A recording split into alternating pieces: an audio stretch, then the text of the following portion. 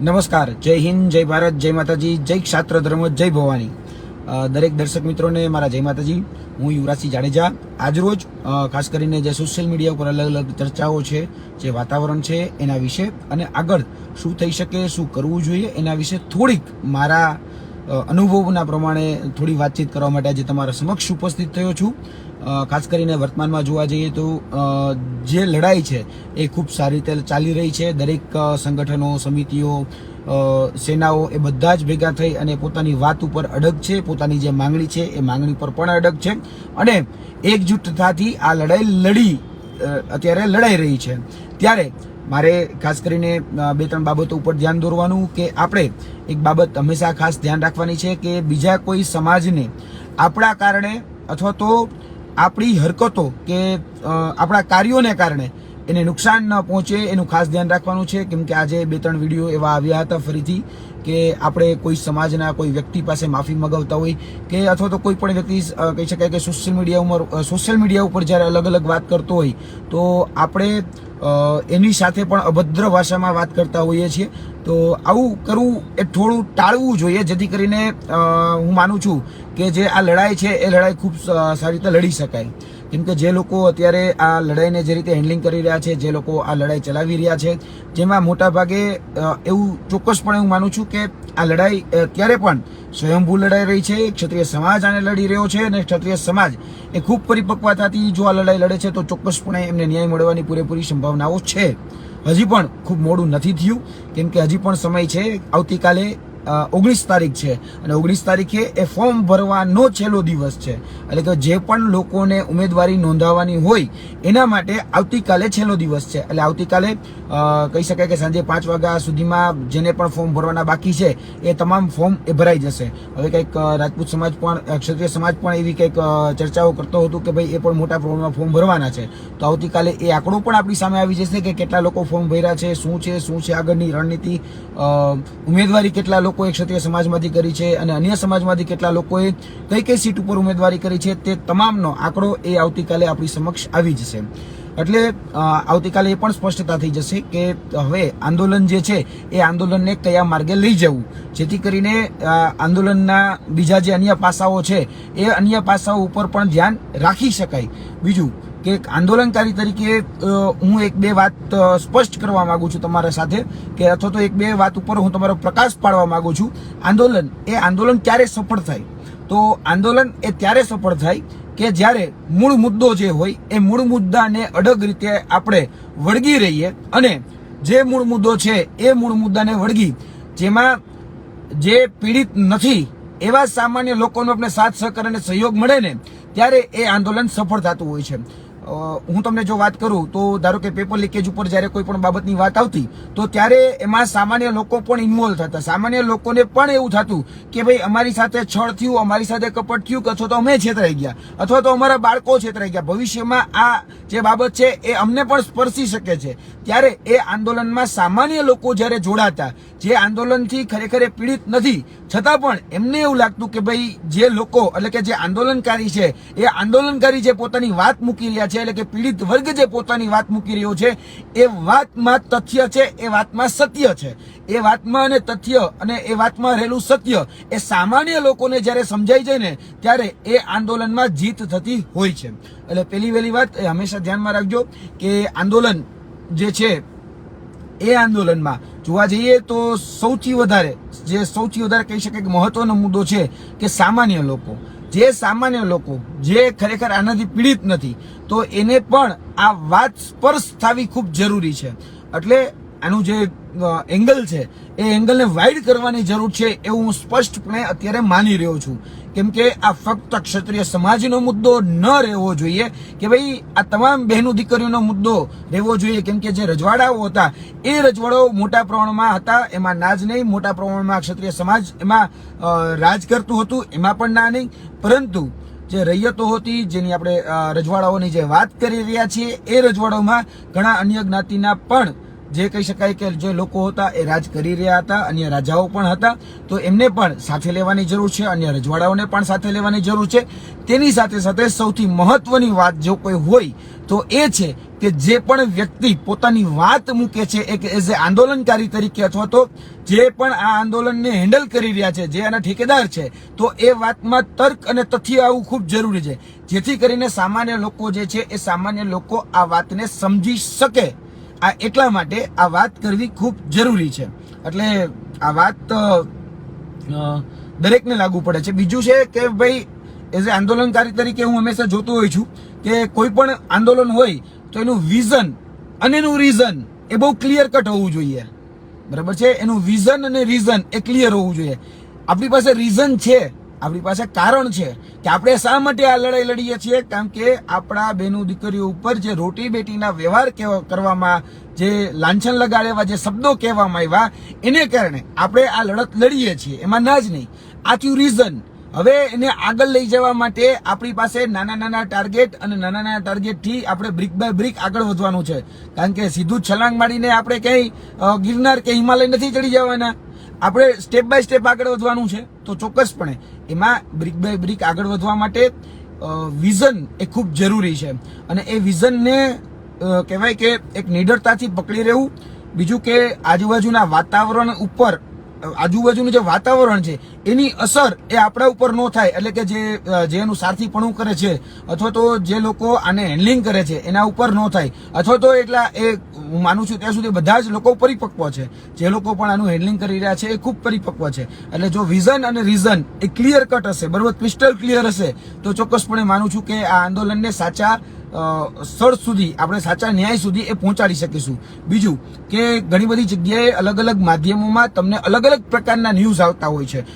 હું કોઈની પણ ક્રિટિસાઇઝ નથી કરતો અથવા કોઈને એવું કઈ નથી કહેતો કે આ બધા ખોટા હોય છે. ના, એવું જરા પણ નથી હોતું. બધા પોતપોતાના મંતવ્ય પ્રમાણે, પોતપોતાના દ્રષ્ટિકોણ પ્રમાણે અને પોતપોતાના ભૂતકાળના અનુભવોના આધારે એ પોતાની વાત જે તે વ્યક્તિ એ માધ્યમો દ્વારા, એ વરિષ્ઠ પત્રકારો હોય, એ પછી રાજકીય વિશ્લેષકો હોય, એ વાત મૂકતા હોય છે. બરાબર? એટલે ઘણી બધી જગ્યાએ મેં કોમેન્ટ જોઈ છે કે તો ભાઈ આ તો રાજકીય દલાલ છે, અથવા તો કહી શકાય કે આ તો બીજેપીનો એજન્ટ છે. આ બધી વાતચીત અલગ અલગ વિડીયોના કોમેન્ટમાં જોવા મળતી હોય છે. પણ એ વાત એના દ્રષ્ટિકોણ પ્રમાણે મૂકતા હોય છે. 2-5% લોકો તમે કદાચ કહેતા હશો, એવા હશે પણ ખરી, હું એને પણ ઇગ્નોર નથી કરતો. કદાચ એવા 2-5% લોકોને કારણે જ આ અવિશ્વાસ અથવા તો આ અસંતોષ જે છે એ આવતું હોય છે. જે વ્યક્તિઓ ક્યાંક વાત મૂકી રહ્યા છે કે આવતીકાલ સાંજ સુધીમાં ગુજરાતની અંદર, આપણા ગુજરાતના જ પનોતા પુત્ર અને આદરણીય અમિત શાહ સાહેબ અત્યારે ગુજરાતમાં છે અને ગુજરાતમાં ક્યાંક ને ક્યાંક આ જે બાબત છે એ બાબત ઉપર સીએમ હોય કે પછી કહી શકાય કે પાટીલ સાહેબ હોય, એ પાટીલ સાહેબ સાથે આની ચર્ચાઓનો દોર ચાલુ છે. અત્યારે વર્તમાનમાં પણ એની સાથે જે આ રુઝાન છે, રુઝાન લેવામાં આવી રહ્યું છે કે આના કારણે, જો એટલું યાદ રાખજો, કોઈ પણ પોલિટિકલ પાર્ટી હોય, કોઈ પણ XYZ, એ કોઈ પણ પોલિટિકલ પાર્ટી હોય, એ પોતાનો નફો નુકસાન જોઈ અને નિર્ણય લેતી હોય છે. બરાબર છે? એટલે એ અત્યારે પોતાનો નફો નુકસાન નું જે સરવૈયું છે એ સરવૈયું કાઢી રહ્યા છે કે ભાઈ ક્ષત્રિય સમાજ જે છે એ પોતાની વાત ઉપર કેટલો અડગ છે. ક્ષત્રિય સમાજ પોતે જે કમિટમેન્ટો આપે છે એ કમિટમેન્ટો ઉપર કેટલો, એ કહી શકાય કે એ બાબતો જે છે એની ઉપર એ અડગ રહી અને પોતાની વાત મૂકે છે. બીજું કહેવાય કે જેટલી પણ હરકતો હોય એ બધી જ હરકતો ઉપર ધ્યાન રખાતું હોય છે, બહુ બારીકાઈથી ધ્યાન રખાતું હોય છે. અને બીજેપીમાં આના માટે તો એક અલગ પ્રકારનો સેલ ઉભો છે જ, બરાબર, જે આ બધું જ ઓબ્ઝર્વ કરતું હોય છે, બધું જ A to Z. નાનામાં નાની ઘટના, ગામડામાં બનતી ઘટના, ગામડાનો વ્યક્તિ શું વિચારે છે ત્યાંથી લઈ અને જ્યાં આંદોલનના પડઘમ વાગતા હોય અથવા તો કહી શકાય કે મોટી મોટી રેલીઓ થતી હોય, સભાઓ થતી હોય, તો ત્યાં શું વાત થાય છે, આ બધી જ વાત ઉપર ફોકસ કરવા માટે બીજેપી પાસે પોતાનું IT સેલ છે. બરાબર? કારણ કે બીજેપીને હું જરાક વધારે પડતો નજીકથી ઓળખું છું એક આંદોલનકારી તરીકે. એટલે ઘર્ષણ એ મારે ભારતીય જનતા પાર્ટીના ઈશારે જે પોલીસ ઘર્ષણ કરતી હોય સૌથી વધારે રહ્યું છે. એટલે વર્તમાનમાં પણ ભારતીય જનતા પાર્ટી છે બધી જ બાબતો પર ફોકસ કરી રહી છે અને એ પોતાનું સર્વેયું કાઢી રહી છે પ્રોફિટ એન્ડ લોસનું. જો પ્રોફિટ એન્ડ લોસમાં બહુ વધારે પડતા માર્જિનમાં કંઈ વાંધો નથી આવતો તો એ પોતાના જે ઉમેદવાર છે એ ઉમેદવારને હટાવશે નહીં. એટલે કે પરસોત્તમ રૂપાલાને હટાવવાના રીઝન એની પાસે નહીં હોય, અથવા તો કહી શકાય કે એની પાસે એવું લાગે છે કે ભાઈ આનાથી આટલા જ વોટ બેંકની નુકસાની થાય છે, તો એ ભવિષ્યને ધ્યાનમાં રાખી, વર્તમાનને ધ્યાનમાં રાખી એ બધા જ દ્રષ્ટિકોણથી આ નિર્ણય લેશે. એટલે જે પત્રકારો તમારી પાસે જે પણ બાબતો સ્પીરસી રહ્યા છે, એ પછી રાજકોટનું કહી શકાય કે બહુ પ્રતિષ્ઠિત અખબાર હોય અકીલા, કે પછી અહીંના અમદાવાદના જે મુખ્ય જે માધ્યમો છે એ માધ્યમો તમારા પાસે ડિજિટલ કે પ્રિન્ટ, એ બધા જ માધ્યમો તમારા પાસે જે વાત પહોંચાડતા હોય છે એ એના અનુભવોના આધારે પહોંચાડતા હોય, કારણ કે એને સૌથી વધારે બીજેપીને નજીક જોઈ છે. એટલે આ બાબતો છે એ તમારા સુધી પહોંચતી હોય છે. જે લોકો પણ માધ્યમોથી તમારી પાસે ન્યૂઝ આવે છે કે કદાચ પરસોત્તમ રૂપાલા જે છે એને સંજ્ઞાન થયું કે ભાઈ મારે આ ટિકિટ એ પરત કરી દેવી જોઈએ, તો પણ એ વાત બની હશે તો જ તમારા સુધી એ મુકતા હશે. પરંતુ એનો નિર્ણય એ જે તે પાર્ટી, એટલે કે ભારતીય જનતા પાર્ટી છે આમાં તો, એટલે ભારતીય જનતા પાર્ટી લેવાનો છે. અને ભારતીય જનતા પાર્ટી એ ખૂબ શાણી છે, ખૂબ શાણી. બીજું, આજે ભારતીય જનતા પાર્ટી હોય કે અંગ્રેજો હોય કે બીજા કોઈ પણ વ્યક્તિ, જે પણ આપણે જેને તાનાશાહ કે સરમુખત્યાર જે પણ તમે ગણતા હોય છે, એ બધા જ બાબતો, એ બધી જ જગ્યાએ એક બાબત ઉપર કહેવાય કે ઓબ્ઝર્વેશન કરતી હોય છે કે લોકો જે બોલે છે એની ક્રેડિબિલિટી કેટલી છે, એની ક્રેડિબિલિટી કેટલી છે એ ખાસ ધ્યાનમાં રાખવામાં આવતું હોય છે. આજે કોઈ શબ્દ પ્રયોગ કરવામાં આવે છે, બરોબર છે, લાઈક ધેટ, આ ખાલી એક્ઝામ્પલ આપું છું કે ભાઈ 400 ફોર્મ ભરાશે, તો ખરેખર શું વાસ્તવિકતામાં એ ભરાય છે? ખરેખર એ પોતાના શબ્દો ઉપર એ વ્યક્તિઓ કાયમ રહે છે? આપણે કોઈ પણ વાત જ્યારે મૂકીએ છીએ ત્યારે જો અમે કોઈ ખોટું લગાડવાની વાત જ નથી, એટલે કોઈ ખોટું મહેરબાની કરીને ન લગાડતા, એક નાનો દીકરો, નાનો ભાઈ સમજી અને ક્યાંક માફ કરી દેજો, પણ હું જે અનુભવું છું એ અનુભવ તમારી પાસે શેર કરું છું. બીજું કે અત્યારે જે ભારતીય જનતા પાર્ટી ઓબ્ઝર્વ કરતી હશે કે જે વિશ્વસનીયતા છે, જે ક્રેડિબિલિટી છે, જે પારદર્શિતા છે, એ ખરેખર ક્ષત્રિય સમાજમાં કેટલી છે, પોતાના બોલ ઉપર એ કેટલાક લોકો કાયમ રહી શકે છે, કેટલા લોકો છે જે ફરી જાય છે, આ બધી જ બાબતોનું ઓબ્ઝર્વેશન એ પછી થતું હોય છે. જે લોકો બહુ મોટી મોટી ફાકા ફોજદારી કરતા હોય, જે માઇકાસુર હોય, બરાબર, એ માઇકમાં આવીને ઘણું બધું બોલી જાય પણ ગ્રાઉન્ડ ઉપર બહુ ઝીરો હોય. આવું ઘણી બધી જગ્યાએ તમે જોયું હશે કે બહુ મોટી મોટી વાતો થાય પણ ગ્રાઉન્ડ ઉપર જ્યારે કરવા જઈએ ને ત્યારે ખૂબ ઝીરો હોય. ત્યારે આ બધી જ બાબતોનું ઓબ્ઝર્વેશન ભારતીય જનતા પાર્ટી બહુ બારીકાઈથી કરે છે, બહુ બારીકાઈથી, કારણ કે એને ડિસિઝન લેવાનું છે, તો એ ડિસિઝન ભવિષ્યને ધ્યાનમાં રાખીને અને વર્તમાન બંનેને ધ્યાનમાં રાખીને લેવાનું હોય છે. એટલે હું ફરીથી કહું છું, વિનમ્ર ભાવે કહું છું, અપીલથી કહું છું કે આજે જે પણ શબ્દો બોલાય છે XYZ વ્યક્તિથી, બરાબર છે, આજે કોઈ પણ સમિતિ હોય કે પછી ક્ષત્રિય સમાજના આગેવાનો હોય કે XYZ કોઈ પણ વ્યક્તિ હોય, એ પોતાના શબ્દો ઉપર કાયમ રહેવાનો પૂરેપૂરો પ્રયત્ન કરે. આજે કોઈ વ્યક્તિ જોહરની વાત કરે છે, બરાબર, કોઈ વ્યક્તિ આજે અનશનની વાત કરે છે, આજે કોઈ વ્યક્તિ જે ફોર્મ ભરવાની વાત કરે છે, તો ખરેખર આ બધી જ બાબતો ચેક થતી હોય છે કે ખરેખર છે શું, બરાબર, ખરેખર છે શું, એ બધું જ બાબતો ચેક થાય છે, કારણ કે જે તે સમયની ક્રેડિબિલિટી એ ચેક થતી હોય છે. હું બહુ સમજી વિચારીને બહુ નજીકથી આ ઓબ્ઝર્વ કરેલો વ્યક્તિ છું, કેમ કે ભૂતકાળમાં અમે પણ જોયું છે, કારણ કે અમે જ્યારે કોઈ કોલ આપીએ ને કે ભાઈ જો આ પરીક્ષાનું પેપર લીક થયું છે, તમે આને રદ નહીં કરો તો અમે વિધાનસભાનો ઘેરાવો કરીશું, અને આવું અમે જ્યારે બોલ્યા હોય ને ત્યારે અમે ખરેખર કહીએ છીએ અમે વિધાનસભાનો ઘેરાવો કરવા માટે ગયા છીએ. એ વાત અલગ છે કે વિધાનસભાનો ઘેરાવો કરવા જતા હોય અને અમારી અદાલતથી જ અટકાયત થઈ ગઈ હોય કે પછી ગેટ નંબર સચિવાલયનો ગેટ નંબર 4 હોય ત્યાંથી જ અટકાયત કરી લીધી હોય, અમે 1000-2000 છોકરાઓ ભેગા થયા હોય તો એ કર્મયોગી ભવનથી જ ઉપાડી ગયા હોય, આવું બન્યું છે. પણ એ ક્રેડિબિલિટી જોવે છે કે ભાઈ જે ઉમેદવાર છે અથવા તો જે પીડિત છે એ પીડિત વ્યક્તિ ખરેખર એની વાત ઉપર કાયમ છે, ખરેખર એ વાતમાં તથ્ય છે, ખરેખર એ વાતમાં સત્ય છે. જો એ વાતમાં તથ્ય, સત્ય, તર્ક એ હોય અને તમે તમારી વાત ઉપર મક્કમ હોય તો ચોક્કસપણે કહું છું કે ભારતીય જનતા પાર્ટી હોય કે XYZ પાર્ટી હોય એ હંમેશા તમારા ફેવરનું ડિસિઝન લેશે. ગાંધીજીના આંદોલન, મેં આની પહેલા પણ વાત કરી હતી કે ગાંધીજીના, સરદારના, ભગતસિંહના, બાબા સાહેબ આંબેડકરના બધા જ આંદોલનો તમે એક વખત જોઈ લો. જ્યારે ગાંધીજી એમ કહેતા ને કે ભાઈ આપણે અસહયોગ કરવું છે, બરાબર, એટલે કે ભાઈ અંગ્રેજોની જે પણ વસ્તુ આવે છે, બરાબર, એનો આપણે કોઈ પણ અથવા તો જે બાબતો છે પિકેટિંગની બધી જ બાબતોમાં તમે આંદોલનમાં જો તમે વાંચ્યું હોય તો તમને ખબર હશે, ગાંધીજીએ અંગ્રેજો સાથે અસહકારની વાત કરી તો બધી જ જગ્યાએ અસહકાર થઈ ગયો. ઘણા એવા પદો હતા કે પદો પણ ખાલી થઈ ગયા. જે અંગ્રેજ શાસન હતું ત્યારે એ સમયની વાત છે.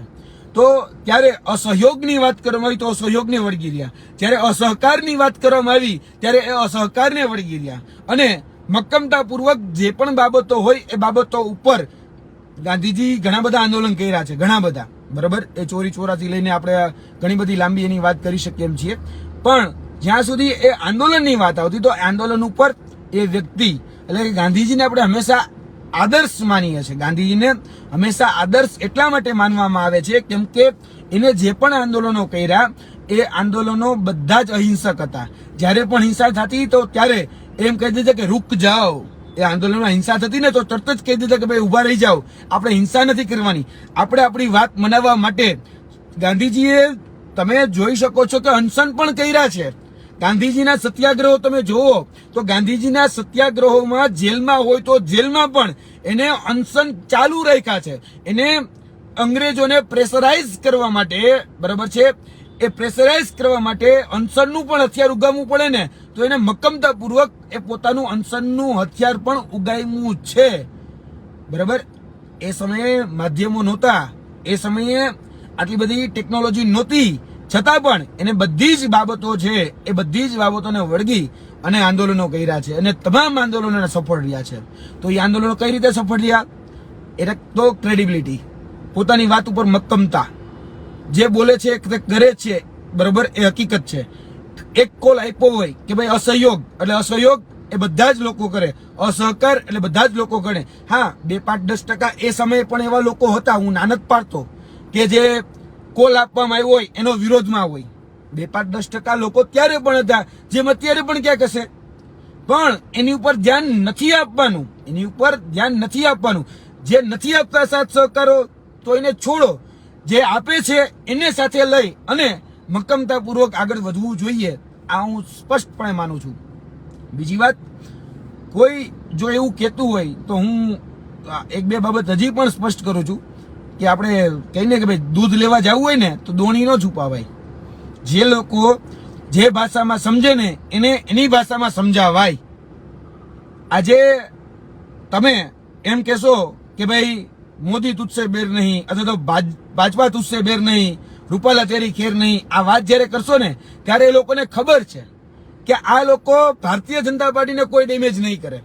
એટલે એને પોતાના વોટ શેર જે છે એને વોટ શેરની ચિંતા નથી, બરાબર. એટલે કે વોટ બેંક જે છે એ વોટ બેંકની ચિંતા નથી. અથવા તો એ એવું માને છે કે ચલો પીડિત વર્ગ આટલો છે, માની લો કે એમાંથી 50% વોટ આપને મળે છે, 50% વોટ નથી મળતા, તો કેલ્ક્યુલેશન શું બેસે છે? આ જે પીડિત વર્ગ છે એની સાથે બીજો અન્ય સમાજના લોકો કઈ રીતે જોડાયેલા છે એ પણ જોવામાં આવે છે. અન્ય જે પીડિત નથી અને જે બેન દીકરીનું વિચારે છે એમાંથી કોઈ ન્યુટ્રલ એવો વ્યક્તિ છે કે જે ખરેખર એને એવું લાગે છે કે આ વાતમાં ભારતીય જનતા પાર્ટી ખોટી છે, ક્ષત્રિય સમાજ સાચો છે, એ પોતાનું જ્યારે સ્ટેન્ડ જાહેર કરે ને ત્યારે ભારતીય જનતા પાર્ટી પણ વિચાર કરે છે. કારણ કે ભૂતકાળમાં અંગ્રેજો પણ વિચાર કરતા હતા કે ભાઈ આજે કોઈ ન્યુટ્રલ વ્યક્તિ જે છે એ ચોક્કસપણે બોલે તો એની વાતનું વજન એ હંમેશા રહ્યું છે, હંમેશા. આ આંદોલનો બહુ મેં નજીકથી જોયા છે, વાંચ્યા છે, એની સાથે સાથે કર્યા પણ છે, અનુભવ્યા પણ છે. જેલમાં જવાનો પણ વારો આવ્યો છે, બધું જ આમ કહેવાય ને જેલ ભોગવી છે મેં. આ કમસે કમ 90 દિવસની તો જેલ ભોગવી જ છે. એટલે આ બધું જ અનુભવના નિચોડ ઉપરથી મારે આ વાત આજે મૂકવી હતી કે આજે જે પણ આંદોલન કરે છે તો એટલું યાદ રાખજો, આજે ઇલેક્ટ્રોલ ડેમેજ આપણે જેને કહીએ ને કે રાજકીય ભાષામાં, કે ભાઈ તમે એનું રાજકારણમાં નુકસાન કેટલું કરે. કારણ કે તમે જો કદાચ એનું નાક દબાવશો જ નહીં અથવા તો તમે એનું નુકસાન કરશો જ નહીં અથવા તો તમે એવું કહેશો કે ભાઈ અમારે તમારું નુકસાન નથી જ કરવું, તો એ તમને કઈ રીતે એ તમારી જે માંગણી છે એ સ્વીકારશે? તમે જ જરાક વિચારો. કારણ કે એ જો આ બહુ મોટી કોર્પોરેટ કંપની છે, બરોબર, બહુ મોટી કોર્પોરેટ કંપની છે. એ પ્રોફિટ એન્ડ લોસ થી ચાલતી હોય, એ લાગણીથી ન ચાલે, એને સંવેદનાઓ ન હોય. આ રોબોટ જેવું કામકાજ છે. અહીંયા પ્રોફિટ એન્ડ લોસ જોવામાં આવે છે કે આમાંથી અમારે કેટલું નુકસાન છે અને કેટલો ફાયદો છે. આ એક સમાજને કારણે જો બીજો અન્ય સમાજ કેટલો ભેગો થાય છે તો ઈ પણ અત્યારે બધા જ લોકો, કદાચ તો તમારા સુધી મેસેજ પણ નહીં પહોંચતા હોય, પણ ભારતીય જનતા પાર્ટી એ પણ ગણિત કરે કે ભાઈ એક સમાજ નારાજ થાય છે તો બીજો કેટલો સમાજ જે છે એ ભેગો થાય છે. ક્ષત્રિય સમાજની સામે બીજો એવો કયો સમાજ છે કે જે આપણને ફાયદો કરી શકે એમ છે? એને મળવાનું કરો, એની સાથે ચર્ચાઓ કરો, એમાંથી આપણે કેટલો ફાયદો લઈ શકાય. આ બધું જ જે સમીકરણો છે ને એ ભારતીય જનતા પાર્ટી ગોઠવતી હોય છે. બરાબર? આ ભારતીય જનતા પાર્ટી છે, આ કોર્પોરેટ કંપની જે હોય એના જેવું શાસન છે. ભૂતકાળમાં ઈસ્ટ ઇન્ડિયા કંપની હતી, અત્યારે આપણી પાસે આ કોર્પોરેટ કંપની જેવું શાસન અત્યારે ચાલી રહ્યું છે. એટલા માટે ચાલી રહ્યું છે કારણ કે એને સત્તામાં રહેવાનું છે. એને સત્તા માટે કહેવાય ને બાય હુક ઓર ક્રુક એ ગમે એ કરશે. બાય હુક ઓર ક્રુક ગમે એ કરશે. એટલે આજે ચૂંટણી જીતવા માટે એ બધા જ સમીકરણો, કારણ કે બધા જ બરાબર છે. આજે ખંધા રાજકારણીઓ છે, ખંધા જે પણ ભારતીય જનતા પાર્ટીમાં આજે મોટા મોટા પદ ઉપર કે મોટા જે જગ્યાએ બેઠા છે ને એ ખંધા રાજકારણીઓ છે. અને ખંધા રાજકારણીઓએ એમ કહેવાય ને એટલી જાડી ચામડીઓ કે તમે ચીટલો તો ભરી જ ન શકો. તમે એમ કહો કે હું આને ચીટલો ભરું છું, પણ એની મજા લેતા હોય છે. અને મજા લેતા હોય છે કે આમાંથી હવે બીજું શું નીકળી શકે, અથવા તો એ થકવી દેતા હોય છે કે ભલે તારે ભરવો છે ને ચીટલો ભરી લે, પણ અમને કઈ ફેર નહીં પડે. એટલે આ ખંધા રાજકારણી હોય છે. ચામડી જે છે ખૂબ જાડી હોય છે, એની સામે લડવાનું છે. એક ચોક્કસ યોગ્ય રણનીતિ, એક ચોક્કસ વ્યૂહરચના, એક સંપૂર્ણ ન્યાય અપાવી શકેલી સક્ષમ છે. 19 તારીખ કાલે છે, ફોર્મ ભરવાની છેલ્લી તારીખ કાલે છે, પણ ફોર્મ પાછી ખેંચવાની તારીખ એ 22 છે.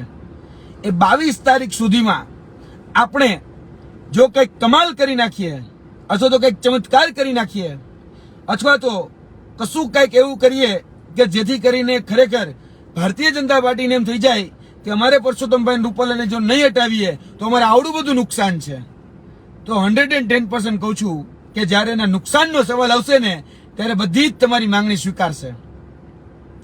આજે ઓબ્ઝર્વ કરવું હોય તો નજીકના જ સમયમાં થયેલું ખેડૂત આંદોલન એ ઓબ્ઝર્વ કરી લ્યો, એ સમજો. આજે ખેડૂતો પોતાની વાત સાથે અડગ હતા, મક્કમ હતા, મજબૂત હતા. બરાબર? ખેડૂતો શહીદ પણ થયા. એ જે સિંધુ બોર્ડર હતી ત્યાં શહીદ પણ થયા, પણ છતાં પણ એ પોતાની વાત ઉપર મક્કમતાપૂર્વક એ અડી ગિર્યા. એ જ્યારે અડી ગિર્યા ત્યારે એ 3 કૃષિ કાયદા પાછા પણ ખેંચાણા. ઘણા બધા લોકો એના વિરુદ્ધમાં જે પ્રોપરગેન્ડા, મેન્યુપ્યુલેટ જેટલું કરવું એટલું ઘણું બધું ચલાવ્યું, જેને આપણે ગોદી મીડિયા કહે છે. ગોદી મીડિયાએ પણ ઘણું બધું ચલાવ્યું. છતાં એમાં એક સારી બાબત હતી. એ સારી બાબત હવે આપણે એટલે કે રાજપૂત સમાજે સ્વીકારવાની જરૂર છે.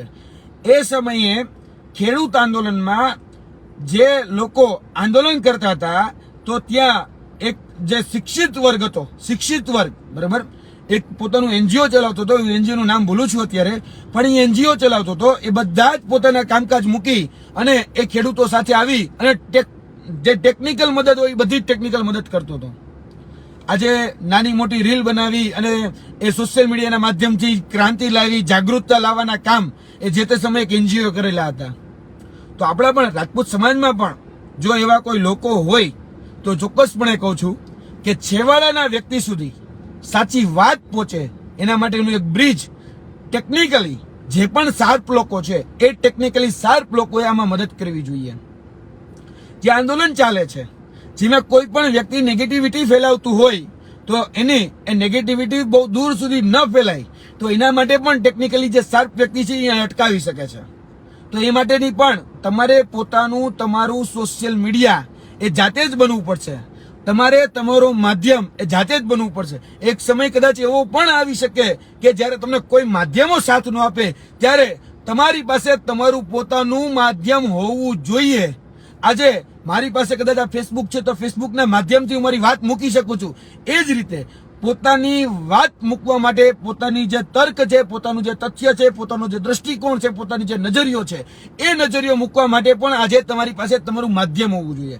એટલે જે રાજપૂત સમાજની અંદર, જે ક્ષત્રિય સમાજની અંદર જે લોકો કહેવાય કે ભાઈ એ ટેકનિકલી જ્ઞાન ધરાવે છે એવા જ્ઞાન ધરાવનાર લોકોએ આમાં મદદ કરવી જોઈએ, કારણ કે અત્યારે સોશિયલ મીડિયાનો જમાનો છે, સોશિયલ મીડિયાની સદી છે, અને સોશિયલ મીડિયાની જ્યારે સદી છે ત્યારે તો સોશિયલ મીડિયાનો સાચા રસ્તે જો ઉપયોગ થશે, અને આપણે જો કદાચ માની લો, હું એક અનુમાન લગાડીને કહું છું કે માની લો કે અત્યારે કદાચ ટિકિટ રદ નથી થતી, તો આગળના દિવસોમાં કઈ રીતે ડેમેજ કરી શકાય, કારણ કે જ્યારે નાની નાની કોન્સ્ટિટ્યુશન છે, જ્યારે માની લો કે નાની વિધાનસભા છે, વિધાનસભાની અંદર જવા દો, હું એમ કહું છું જિલ્લા પંચાયત છે કે તાલુકા પંચાયત છે, તો એમાં એક સીમિત નાનો વિસ્તાર હોય છે, તો એ નાના વિસ્તારમાં પણ આપણે ડેમેજ કરી શકીએ. બરોબર, આ વાત યાદ રાખજો, કારણ કે ટીપે ટીપે સરોવર ભરાય, બ્રિક બાય બ્રિક આગળ વધાય. છલાંગ જે મારવાની વાત છે, બરોબર, કદાચ એ છલાંગ નથી લાગતી તો આપણો પ્લાન બી એ તૈયાર હોવો જોઈએ કે ભવિષ્યમાં આપણે શું કરી શકીએ. આની દૂરદ્રષ્ટિ જે નજર જે છે, બરાબર, એ નજર સુધી પણ આપણું પહોંચવું જોઈએ, કારણ કે અવલોકન બે રીતે થાય, એક વિહંગાવલોકન, બરાબર, અને એક સિંહાવલોકન. તમે કયું અવલોકન કરો છો એ તમારા ઉપર છે. હું બંને અવલોકન સાથે ચાલુ છું. મેં આજથી જ ચાલુ કરી દીધું કે હું કઈ રીતે ડેમેજ કરી શકું, તો એના માટે મેં આજે જ મારી રણનીતિ ઘડી અને હું નીકળી પડ્યો છું. મને ખબર છે કે પોલિટિકલ પાર્ટીઓને ડર શેનો લાગે, પોલિટિકલ પાર્ટીને ડર એ પોતાની વોટ બેંકનો જ લાગે છે. તો ત્યારે એ વોટ બેંકને ડેમેજ કરવા માટે પછી ઘણા લોકો પછી આવશે કેવા બધા કે આ તો રાજકારણ થઈ રહ્યું છે. તો યાદ રાખજો, આજે તમારા ઘરે એક કઈ ચાની પત્તી આવશે ને કે કઈ ખાંડ આવશે ને એ રાજકારણ જ નક્કી કરે છે. કારણ કે ટીવીમાં કોની એડવર્ટાઇઝમેન્ટ આવશે, કરિયાણામાં કઈ ચા વેચાશે, એ બધું જ નક્કી કોણ કરે છે? એ રાજકારણ નક્કી કરે છે.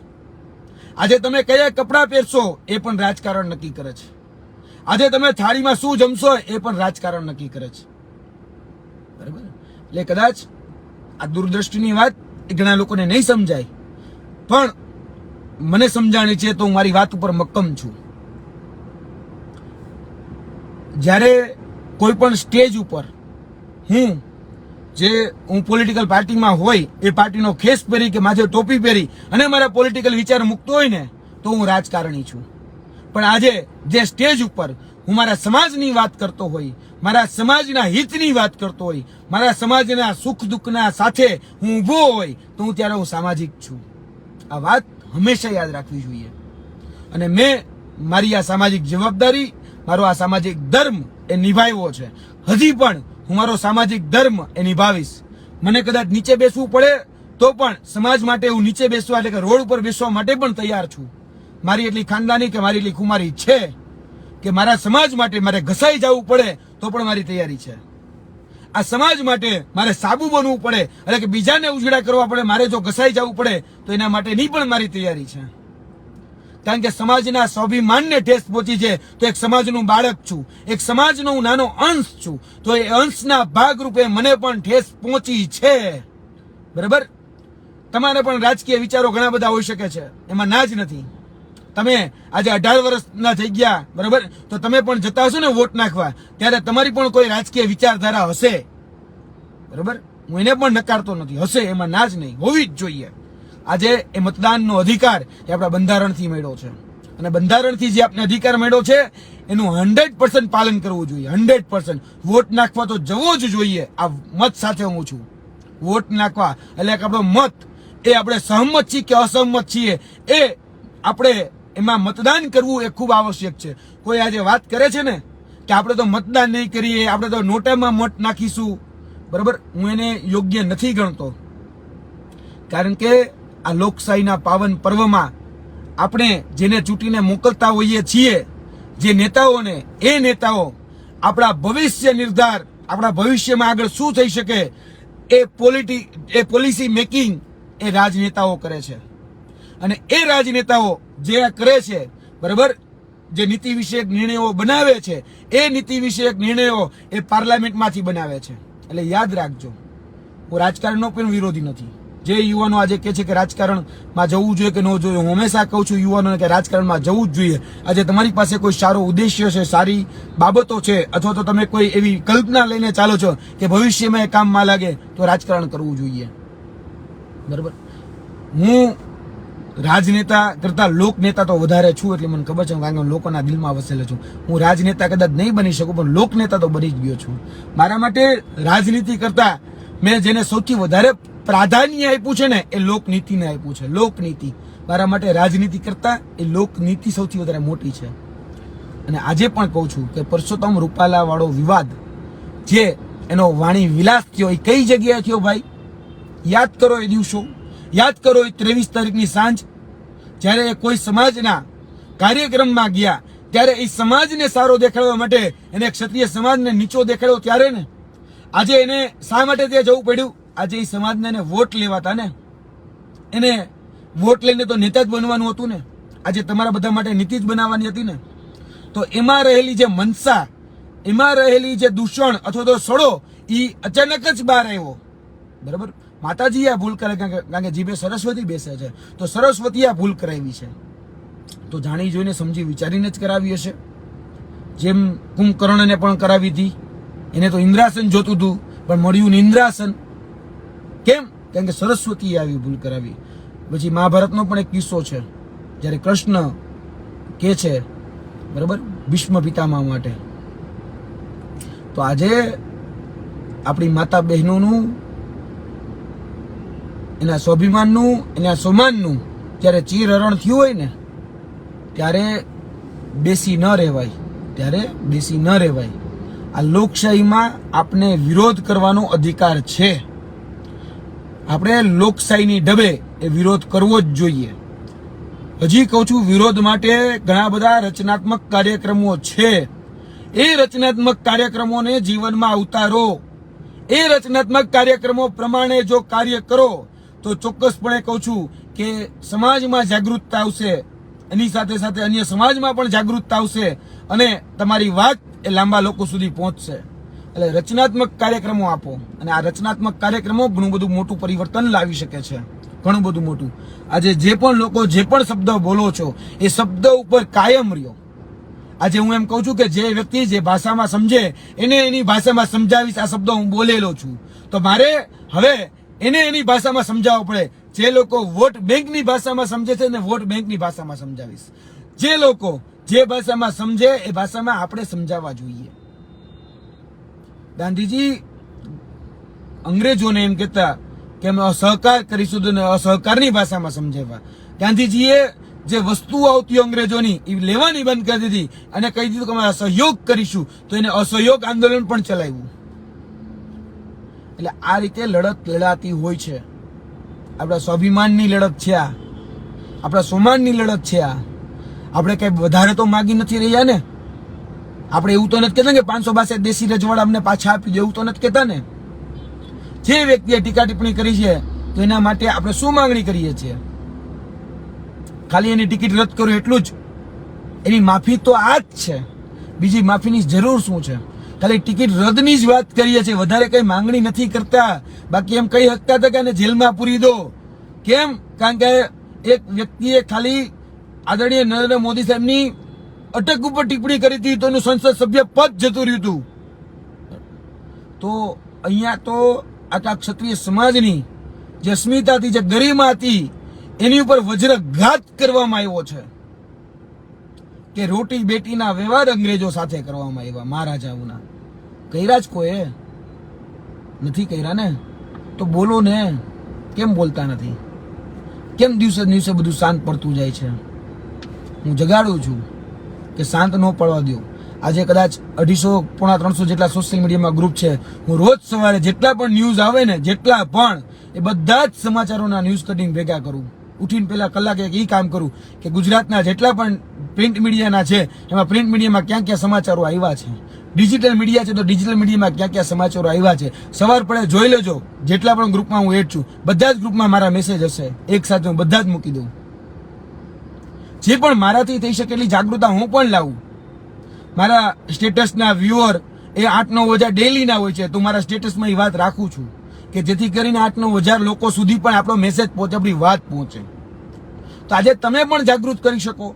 વેણુભાઈ પુરોહિત કહેતા ને, જે 7મા ધોરણની કવિતા હતી કે ભાઈ કોક તો જાગે, કોક તો જાગે, કોક તો જાગે, કોક કોણ જાગે, તું જ જો જાગે તો તું જ જાગે. આ વાત છે. એટલે જો તમે જાગી ગયા હોય તો બીજાને જગાડવાનું શરૂ કરી દો. બાકી આપણે ગાંધીજીની વાત કરી તો ગાંધીજીના સત્યના પ્રયોગમાં એવી પણ વાત છે કે તમે સૂતેલાને તો જગાડી શકો, તમે સૂતેલાને તો જગાડી શકો, પણ જે સૂતા હોવાનો ડોળ કરતા હોય ને, ઢોંગ કરતા હોય ને, દંભ કરતા હોય ને, એને ક્યારેય ન જગાડી શકો. આ વાત ગાંધીજીએ કરી છે. તો ખરેખર કોણ દંભ કરે છે, કોણ સૂતો હોવાનો ડોળ કરે છે, એને પણ જુઓ. આજે એ વ્યક્તિ ક્યારેય નહીં જાગે જે સૂતો હોવાનો ખાલી ડોળ કરતો હોય છે. બરાબર ને છેલ્લું વાક્ય કહી અને મારી વાણીને વિરામ આપું છું. સ્વામી વિવેકાનંદનું છે, ઉઠો, જાગો અને ધ્યેય પ્રાપ્તિ સુધી વળગા રહો. બસ આ લોકશાહીમાં આ જ છે કે ઉઠો, પહેલા ઉઠવું જરૂરી છે, પછી જાગવું જરૂરી છે, અને પછી આપણું ધ્યેય શું છે ધ્યેય ખબર હોવી જરૂરી છે. પછી દિવસે દિવસે એમાં સ્ટેપ બાય સ્ટેપ આગળ વધવાનું છે.